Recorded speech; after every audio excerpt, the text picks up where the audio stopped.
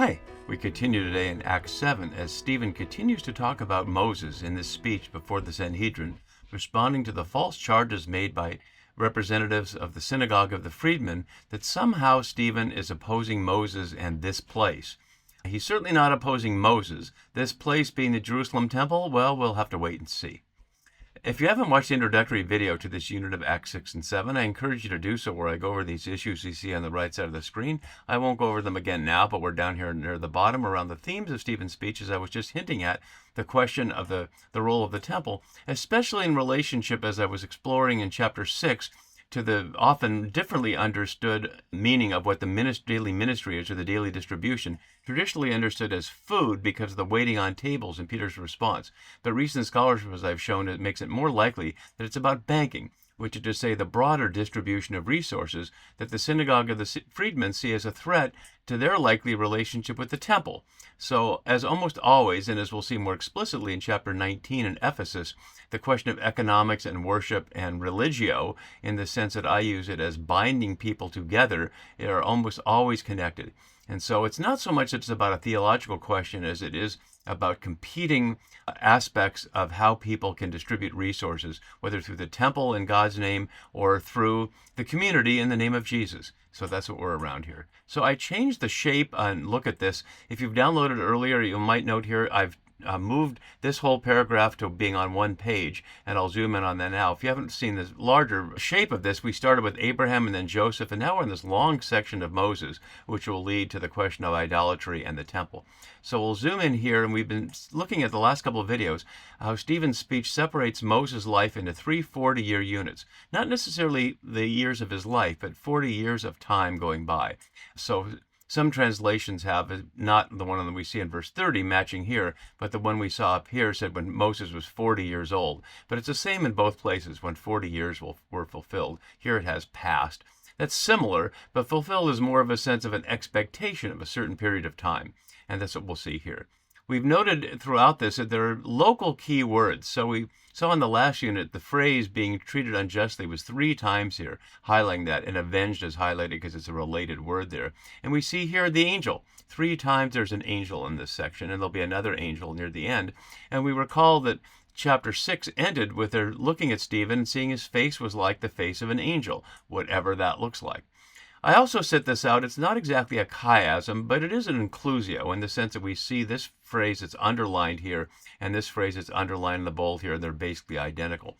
And notice this is appeared to him in the wilderness at Mount Sinai in the flame of a burning bush. And nothing in the Exodus story in chapter 3 says the burning bush is at Mount Sinai. Mount Sinai is a totally different location than when he was out shepherding his father-in-law Jethro's sheep and came upon a bush. So that's conflating 2 elements. The Sanhedrin would know that, of course, but for whatever reasons I've been noting, they don't interrupt him.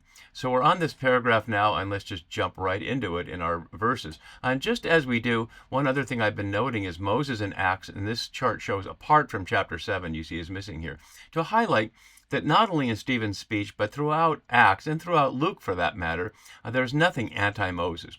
The idea that there are anti-Moses things, whether in the voice of the synagogue of the freedmen, who are trying to separate the Stephen group, the 7 and those around Jesus, from the temple, was further exacerbated by the history of German Protestant scholarship that saw this as parallel to Catholics and Protestants in their world, with the Jews playing the role of Catholics and the supposed Christians playing the role of Protestants. But as I've been noted repeatedly, there are no Christians in the book of Acts. There are only different Israelites or Judaioi who oppose them from within the people of Yahweh. So it's an intra-family argument here. It's not about the much later argument either between Jews and Christians or between Catholics and Protestants. So it's very pro-Moses as we see throughout here, all the way through. So let's go back to our chapter as we begin to enter into it. So when the 40 years have been filled, an angel appeared. There's no angel in Exodus that way, and so it's simply the direct encounter with Yahweh. Whether this is meant to be pious in the sense of putting a messenger or somebody, an intermediary between God's direct experience, we note that we don't in the New Testament and the Gospels experience God directly in that way either. God is never a character that way. There's just a voice. It's like the baptism. They hear a voice, "This is my beloved son," or "You are my beloved son." That this is the transfiguration, that you are is at the baptism. But there never says it's God speaking. You just have to determine that. So whether that's a pious sense of a distance from that, you can refer to God as we see here in verse 32, but that's not active in the story. So supposedly in the story in Exodus, Stephen is suggesting here that there's an angel intermediary rather than Yahweh. And notice it also doesn't engage with one of the key elements of that story is what is your name? And the name Yahweh, I am the one who is, being revealed there. That's not what he's concerned with the theme here. What he's concerned with the theme, as we'll see, is that this is taking place away from the temple and that Moses has been sent to heal injustice and to liberate and save his people, just like Jesus, and like Jesus, Moses is rejected. So that's the theme we're looking at here. So the angel appeared to him using horao, just as it used that same verb for Moses appearing amongst the two that were fighting last time. This is the more mystical sense of that we normally understand it. It's not normally used for a person just appearing, but that's where we saw it earlier in verse 26. So appeared to him in the wilderness of Mount Sinai, which is an interesting place here, as Keener notes, underlying that a holy place, both in Acts 6:13 and in 33 that we'll see here, will be outside the Holy Land. Described as in the flame of a burning bush. Phlox, from which we get the flower called phlox, fiery flower.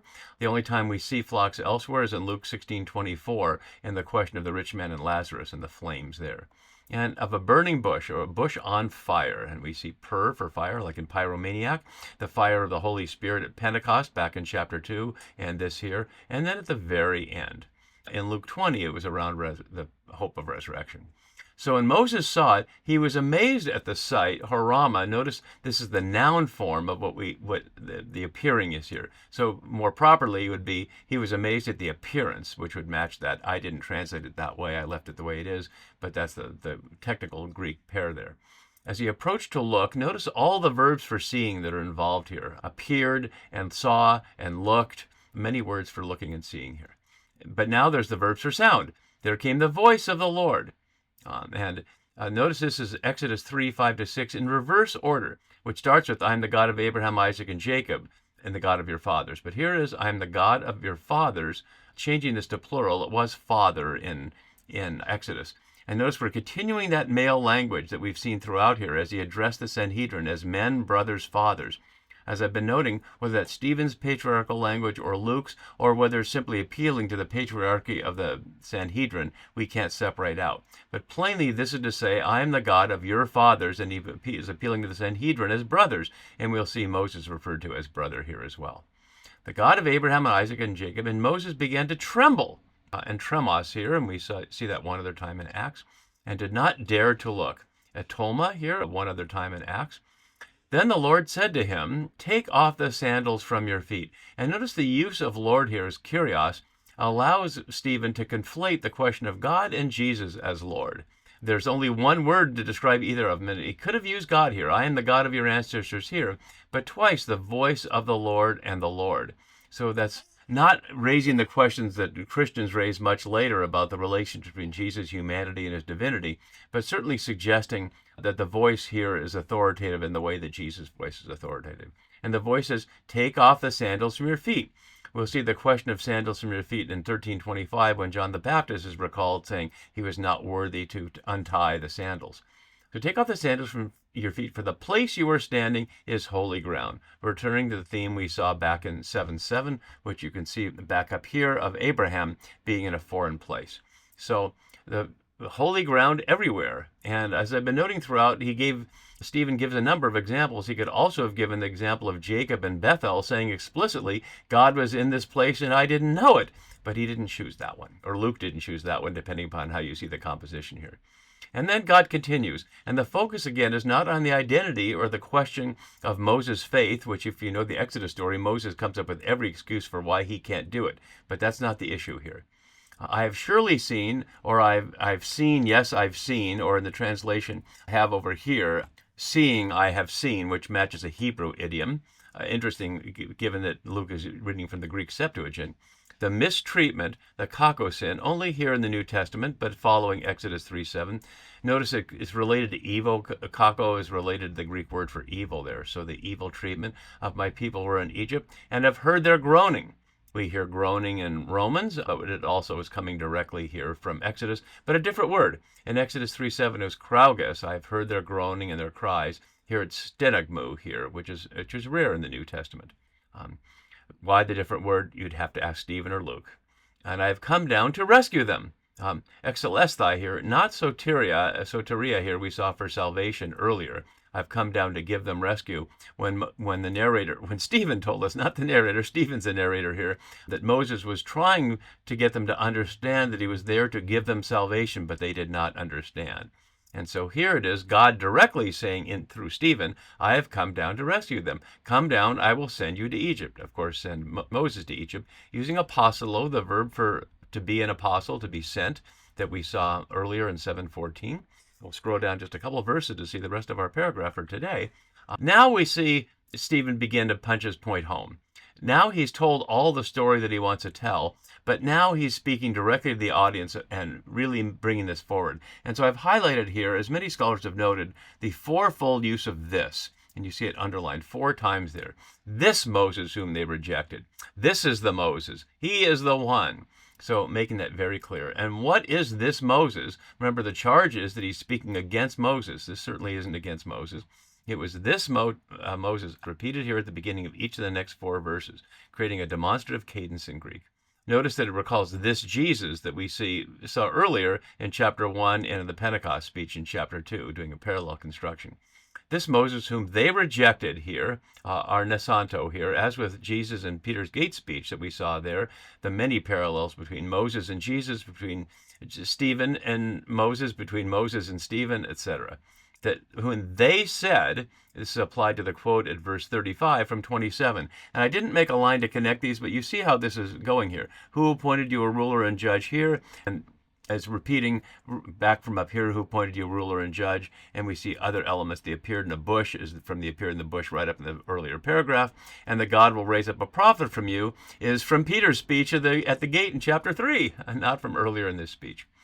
Notice the quote from earlier was, who made you a ruler and a judge? But the alternative is, God made you a ruler and a liberator. Not a judge, but a liberator. Latrotes here, only a couple times in the Hebrew scripture, once in a psalm, twice in the Psalms, both translated as redeemer there, and Leviticus as well as redeem. That's in the sense of the Jubilee of redeeming. So it could certainly be redeemer here, as both ruler and redeemer. Redeemer and liberator are basically synonyms in the sense, the one who gets you out of the oppressed situation and empire in Egypt, through the angel who appeared to him in the bush. And that's repeating that again. He led them out, which wasn't narrated yet in the story that he's repeating, but here it is, having performed wonders and signs, along with signs and wonders, as Stephen was said to have done as well, in Egypt, at the Red Sea, and in the wilderness. Notice the 3 different places, and the New RC omits what is admittedly an awkward phrase in English, and I just put it literally over here, earth Egypt. It's not the land of Egypt, it's gay for Egypt. It's just earth Egypt, or you could say Egypt land, I suppose, or Egypt earth, the other way around. But it is the word for earth, not necessarily the word for land, and we saw that earlier. Here is standing as holy earth. And I really want to highlight that because we tend to use land as a generic. Earth is not only the planet for us, they didn't know it in the sense of the planet. They didn't know it was a big ball sitting in the massive dark space. But the entirety of creation, in that sense, at least the terrestrial part, heavens and earth as all of creation. So all these 3 places for 40 years. Another summary, but not an extra 40 years, but summarizing the same 40 years. Then saying it again. This is the Moses who said to the Israelites, God will raise up a prophet for you from your own people as he raised me up. That from Deuteronomy 18 here, as we see previously quoted by Peter. Keener notes that some scholars see this as Samaritan because it's grounded just in the Pentateuch and not in the prophets. But there's no reason to think that. Many different texts quote Deuteronomy 18 without being Samaritan, and there's no particular other evidence to support a Samaritan providence here. So he was the one who, in the congregation, using ecclesia here, normally translated as church, the Hebrew for the community in the Hebrew scriptures, quahal, and that can be translated several ways, but sometimes it is translated here as ecclesia, which we recall, I've mentioned it earlier in Acts, doesn't mean church in the Christian sense, but means called out, a community of the called out. So there's nothing denominational about the term. There's a Jewish church or an Israelite church is certainly wrong, but a Jewish or an Israel ecclesia is not, here translated as congregation. So he was in the congregation, a member of the community, with the angel who spoke to him at Mount Sinai, with our fathers, and he received living oracles to give to us. Notice that living word, logia zonta here. And notice to give to us. Not to give to our ancestors, he's saying, but to give to us. Zonta from zao is the grammatical form is only here in the New Testament. That sense of living oracles is a couple times you can see in Paul's writings in Romans. Only one in Paul's writing in Romans, but also in Hebrews and 1 Peter. It's mostly in the Psalms 35 times overall. For that sense of the word is not just something from the past. You might recall a similar argument in the United States around the question of the Constitution. And it's a fair document for any people's foundational documents. Are they to be understood the way they were understood then, or are they meant to continue to be spoken throughout the time? That's not to vitiate my sense that we always listen within the cultural context. We always have to hear first what it meant when it was first heard. But it didn't mean something now. If it wasn't living now, I wouldn't be spending my time or asking you to spend your time watching these videos. And so that's where we'll stop for now. The next paragraph will begin moving toward the question of idolatry and linking it with the Jerusalem temple. So we'll continue with that next time. See you then. Bye-bye.